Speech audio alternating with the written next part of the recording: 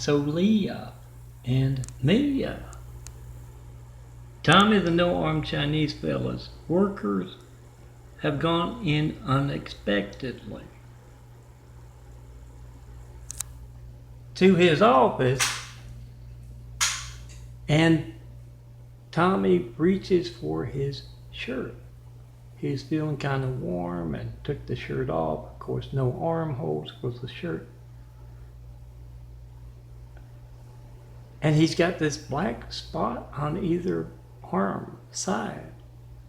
And Leah says, I thought you told us you lost those arms in a wood chipper incident. And Tommy says, I did.